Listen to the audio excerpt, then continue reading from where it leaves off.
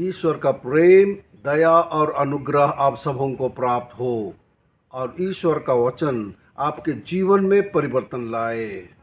आज चालीसा का चौथा रविवार है। परमेश्वर हमेशा हमसे बात करते रहते हैं और बाइबल के माध्यम से स्वयं को प्रकट करते रहते हैं। आइए हम परमेश्वर के वचनों को पढ़ें, उनके वचनों को सुने और इन वचनों को अपने दैनिक जीवन में जीने का प्रयास करें। आज के पाठों का सारांश। पहला पाठ, बेबीलोन में इस्राएलियों की दासता के कारणों का वर्णन किया गया है। दूसरा पाठ, अनुग्रह से हम बचाए गए हैं ताकि हम प्रभु का काम कर सकें। सुसमाचार पाठ, यीशु ने निकोदेमुस से कहा कि मनुष्य के पुत्र को पुनर्जीवित किया जाएगा ताकि जो लोग उस पर विश्वास करेंगे उन्हें अनंत जीवन मिलेगा।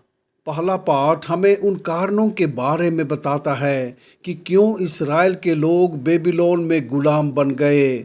सभी लोग, नेता और प्रजा ईश्वर के प्रति अत्यंत विश्वासघाती थे। उन्होंने अन्य जातियों के सब घृणित कामों का अनुसरण किया और उन्होंने यहोवा के उस भवन को जो उसने यरूशलेम में पवित्र किया था उसे अशुद्ध कर दिया। उन्होंने भविष्यवक्ताओं का आदर नहीं किया और ईश्वर की आज्ञाओं का पालन नहीं किया। इसलिए वे विदेशी आक्रमण का विरोध नहीं कर सके और बेबीलोन के राजा के गुलाम बन गए।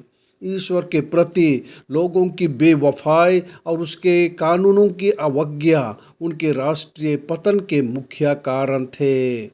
दूसरे पाठ में संत पौलुस हमें बताते हैं कि हम विश्वास के माध्यम से बचाए गए हैं और यह हमारा अपना काम नहीं है, यह ईश्वर का उपहार है।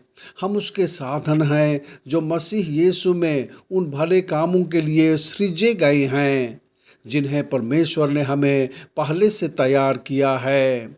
इसलिए हमें उनके बताए रास्ते पर चलना चाहिए और जो काम उन्होंने हमें सौंपा है उसे करना चाहिए। सुसमाचार संत योहन से लिया गया है। योहन हमें मानवीय पाप बुद्धि के बारे में बताता है। यीशु वह ज्योति है जो दुनिया में आई है, लेकिन लोगों ने अंधेरे को प्राथमिकता दी। हम अपने पापों को ईश्वर से भी छिपा कर रखना चाहते हैं। यीशु हमारे पापों को प्रकट करने के लिए दुनिया में आए हैं ताकि उन्हें माफ़ किया जा सके। यह अच्छी खबर है। यह चालीसा के इस मौसम में और हमारे पूरे जीवन में हमारे आनंद का कारण है। चालीसा के चौथे रविवार को खुशी रविवार भी कहा जाता है। यहाँ तक कि जब हम अपने चालीसा बलिदानों का पालन करते हैं तो हम उस खुशी की प्रत्याशा में भी खुशी होते हैं जो पास्का में हमारी होगी। यीशु ने निकोदेमुस से कहा कि जो लोग उस पर विश्वास करेंगे वे नष्ट नहीं होंगे बल्कि अनंत जीवन प्राप्त करेंगे।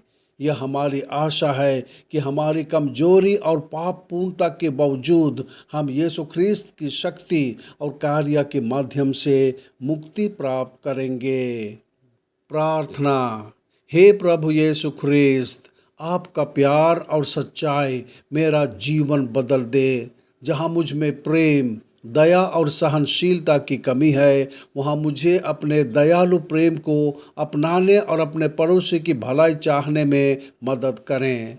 मैं हमेशा वैसा ही प्यार करता रहूं जैसा तुमने प्यार किया है और दूसरों को भी माफ़ कर दूं जैसे तुमने मुझे माफ़ किया है।